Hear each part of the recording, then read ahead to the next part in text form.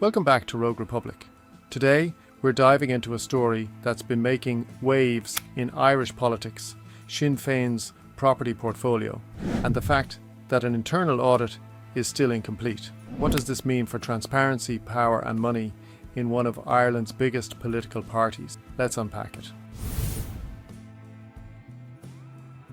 First, some context. Sinn Féin is not just a political party, it's also a significant property owner.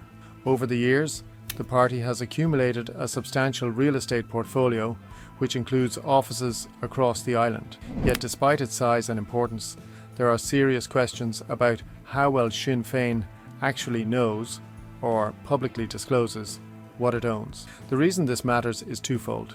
First, transparency.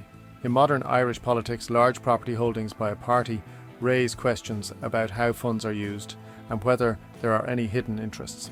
Second, accountability. When there's limited clarity on what Sinn Féin owns, it makes it harder for regulatory or oversight bodies to ensure everything is above board.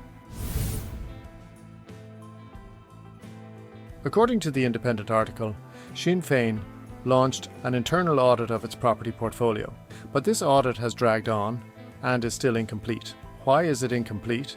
The reporting is vague, but the implication is that the party itself doesn't have a fully accurate, up-to-date register of all its buildings. This lack of clarity has raised eyebrows. How many buildings does Sinn Féin own? What is their value? And how are these properties being used? Are they strictly for political work, or do they generate income? The audit's incompleteness suggests not all of those questions have been answered. If a party doesn't know precisely what it owns, or at least isn't willing to publicly disclose it, that's a transparency problem, especially in Ireland, where housing and property are such hot-button issues. To understand why this audit is important, we need to look at the new electoral rules that came into effect recently.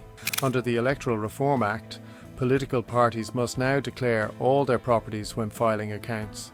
That means Sinn Féin is legally required to provide detailed information about every building it owns. Given these rules, an incomplete audit isn't just a political headache, it could also be a legal risk. If properties are not fully accounted for, the party could fall foul of its obligations. And critics argue that in the absence of a full audit, there could be unreported assets or even income-generating properties that aren't being properly declared. Beyond legal risk, there are financial implications. For one, Sinn Féin restated its accounts to include significant future tax liabilities tied to its properties, around €630,000 in deferred tax for properties in Dublin and Belfast. That's not pocket change, it's a material financial disclosure. And then there's the reputational risk. Sinn Féin has long portrayed itself as a party focused on social justice, housing and equality. But owning a large property portfolio, combined with a shoddy audit, opens them up to accusations of hypocrisy. Opponents could argue, how can you credibly be on the side of the common person when your party is itself a property landlord? In worst-case scenarios, if the audit were to uncover undeclared revenue or undervalued buildings, it could trigger political backlash or worse, regulatory investigation. Of course, it's not just critics crying foul. Sinn Féin has defended its actions. According to their public statements, the audit is ongoing and they insist they are committed to full transparency.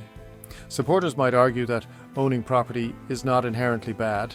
Political parties need offices, meeting spaces, infrastructure, and audits, especially internal ones, can take time, especially for a portfolio that spans the island.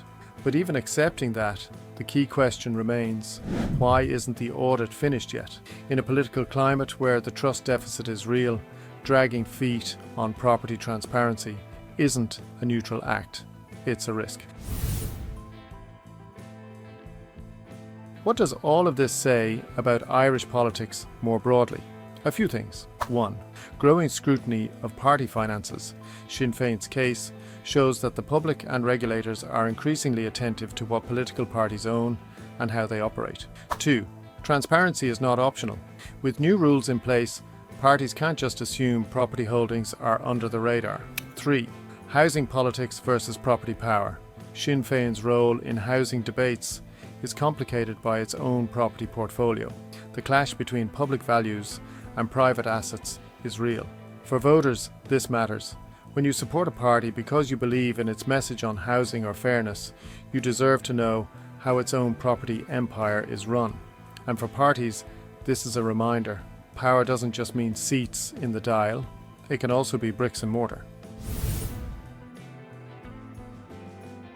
So that's where things stand. Sinn Féin's property audit is still incomplete, despite growing pressure and stricter laws. The stakes are high, politically, legally, financially. As Rogue Republic, we'll be watching closely to see whether they deliver full transparency. If you found this breakdown useful, like, subscribe, and drop a comment below. Do you think Sinn Féin should publicly publish their full property register? And what should be done if the audit reveals more than expected? Let me know.